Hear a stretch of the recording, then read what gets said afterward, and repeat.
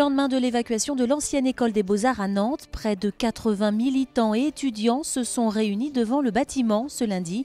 Objectif, poursuivre leur mobilisation en faveur des jeunes exilés. Devant la presse, ils ont également dénoncé la faiblesse des annonces faites par la mairie. Adrien Godet. Comme Souleymane, ils sont plusieurs jeunes migrants à vouloir prendre la parole. Ils racontent leur quotidien et la recherche permanente d'un logement pour passer la nuit. On ne demande pas grand-chose, juste un logement, le droit à la santé, aller à l'école comme tous les enfants d'ici. Comment ils peuvent dire que nous ne sommes pas des mineurs, c'est comme ça. Comment ils peuvent décider de ça? Parce que là, on ne peut rien décider comme ça. Nous vivons à l'aveuglette. La mairie de Nantes explique que l'ancienne école des Beaux-Arts ne répond pas aux critères de sécurité. Et Johanna Roland a annoncé par ailleurs la mise à disposition de 10 logements dès ce lundi.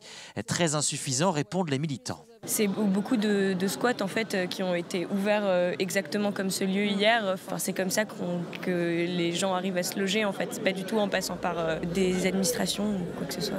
Ils ferment un squat, on en ouvre 4. Il y a énormément de logements vides à Nantes, c'est une honte.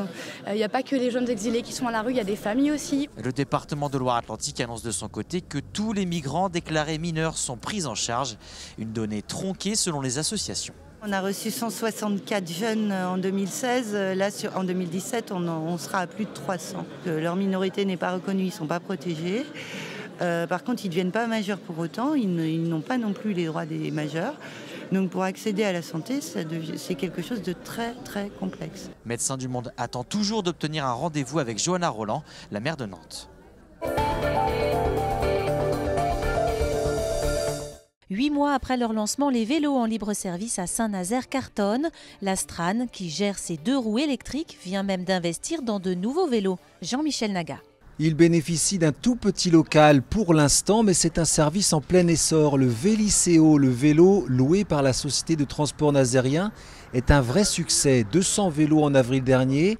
La Strane en dispose aujourd'hui de 460 et elle va passer à 760 d'ici le mois de mars. Sachant que j'habite en gros à 12 km d'ici.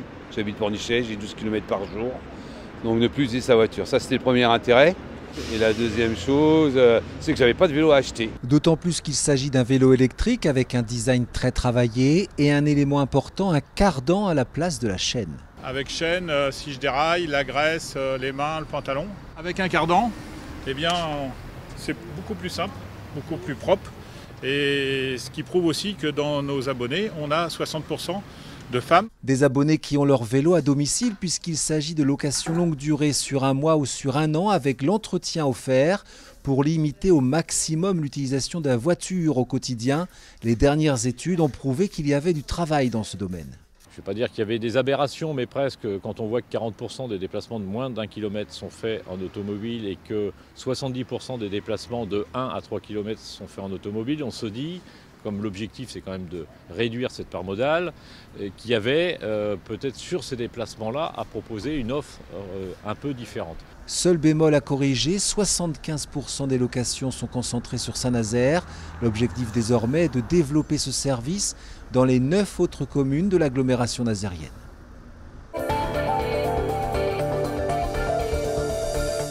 C'est un nouveau succès pour sa 7e édition. Le festival Art to Play à Nantes a attiré 30 000 visiteurs ce week-end. Olivier Caillé est allé à leur rencontre. Des gros câlins, des looks plus différents les uns que les autres.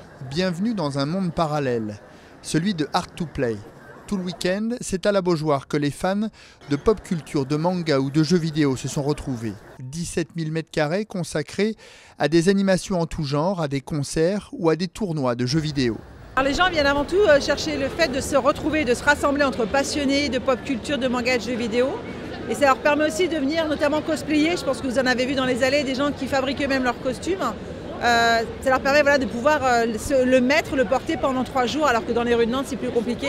Car on y croise en effet des êtres qui semblent venus d'un autre monde. Un public essentiellement jeune qui redouble d'imagination pour ne pas passer inaperçu dans les allées du salon. Je suis Raven Nocturna, chef de la sentinelle du clan du Givre. Amidala Padmé, en Lady Ciel de Black Butler.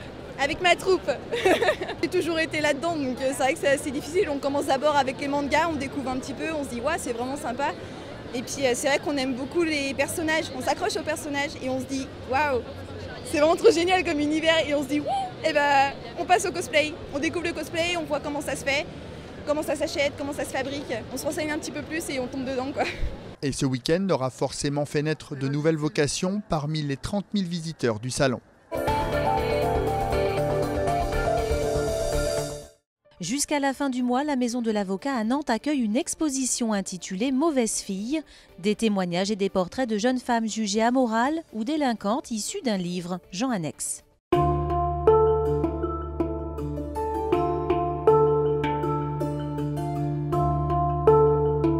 C'était des jeunes filles qui étaient prises en charge dans les institutions.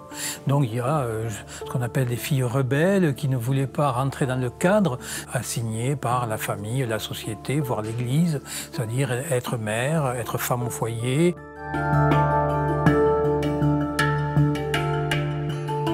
Mais la question qui est intéressante, ce n'est pas la question de la délinquance, en fait, c'est savoir plutôt quel est le traitement, quelle est la réponse sociale et éducative qui a été mise en place pour que ces jeunes femmes retrouvent, on va dire, un espace personnel dans lequel elles puissent s'épanouir. Il y a toujours un regard, le regard de la famille, le regard du grand frère, le regard de la bande, le regard du quartier. Donc c'est pas fini, c'est pas gagné, mais il est important à un moment donné peut-être de faire un rappel historique pour se rendre compte de comment on peut sortir de ça. Là simplement pour étudier l'histoire et se rendre compte à un moment donné qu'il y a des gens qui ont voulu rompre avec cette histoire pour pouvoir offrir à ces jeunes filles un accompagnement de qualité et qui prend en compte leurs propres difficultés, les questions qui sont liées à la spécificité des problématiques de jeunes femmes. Et ces jeunes femmes qui ont droit aussi à une certaine liberté, qui ont droit aussi d'être protégées.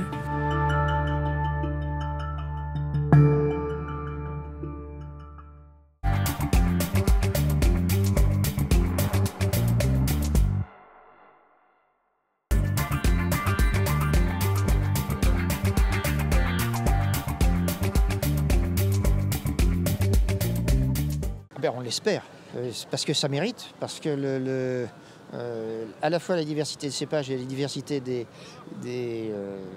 terroirs font que c'est anormal totalement que ces vins soient méconnus. C'est sûr que sur Nantes, on commence à être plus présent. Voilà, alors on fait, avec notre association Pinard et Jus d'Ancenis, on fait une remontée, une descente de la Loire. Et on va au quai de Versailles et ça attire des gens. Et nos vins commencent à attirer des gens, des Nantais qui se disent « mais pourquoi on n'a pas goûté avant ?» En gros, il n'y a pas que le muscadet, où il y a plusieurs muscadets, dont un qui est chez nous, le coteau de la Loire. Et puis, il y a le gamay, il y a le pinot gris qui sert à faire le malvoisie, il y a le cabernet, le chenin.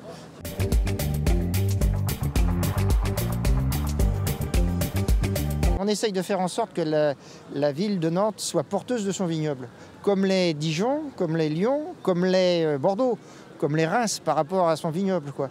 Et donc ça serait pas mal que tous les Nantais soient ambassadeurs de leur vignoble en général et des coteaux d'Ancenis en particulier.